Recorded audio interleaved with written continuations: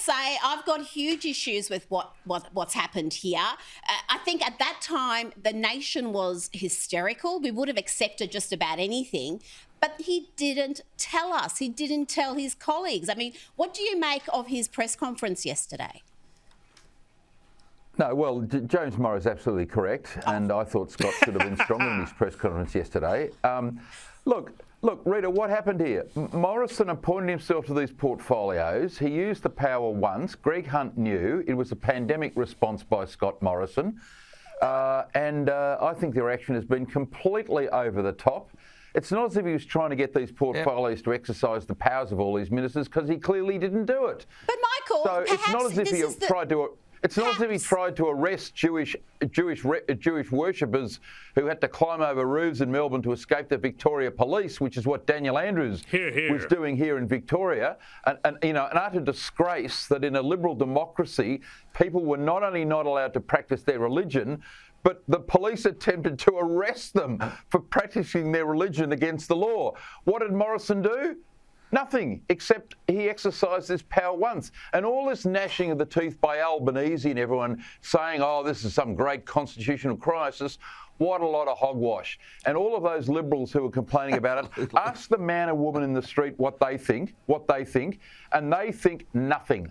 They think this is a nothing issue. Yep. You go out there to the suburbs, they say, OK, Morrison had these powers. Okay, Michael, he didn't do anything with them. What about so what? Move on. Michael, what about this? The fact, what you just described, that happened in Melbourne, where we had Jewish people who were running through rooftops trying to get away from authorities because they had prayed, God forbid, they'd gathered together to pray. Correct.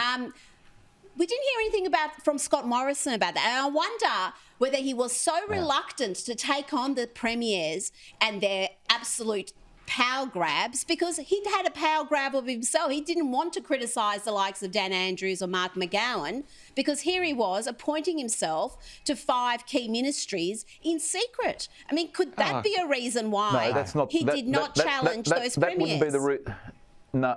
I don't believe that for one second. Morrison had these reserve powers, which he exercised once in a 2-year period. That tells you that it was a reserve power.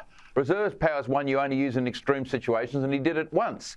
What happened here in Victoria, was an utter disgrace. In a liberal democracy, people are not allowed to practice their religion. Pandemic or no pandemic, you should not, in Western society, stop people from praying to their God. Now, I'm not religious, but those who are Jewish, Christian, Muslim, Buddhist, whatever, Hindu, of course they should be allowed to practice their religion, socially distanced, safe, outside, etc. But for them to face arrest, where was Albo? Where was Albo talking about that? Where was Albo outraged? Look, where was the outrage? Go to Gary. Well, Morrison, of course. I've got to go to Gary, because, Gary, there's also calls now for the Governor-General to resign. Go to Harry. Get to Harry. Harry Hargrave's our favourite on this program. No, seriously, there's now pressure on the Governor-General. And also, I've got to say, should there be some pressure on Greg Hunt? Because he was one of the few who knew about this arrangement, and yet he said nothing to his colleagues, Gary. Look, Rita, the only fail Scott Morrison had during the pandemic was not ripping into the premiers as they were keeping families apart. That was the big fail.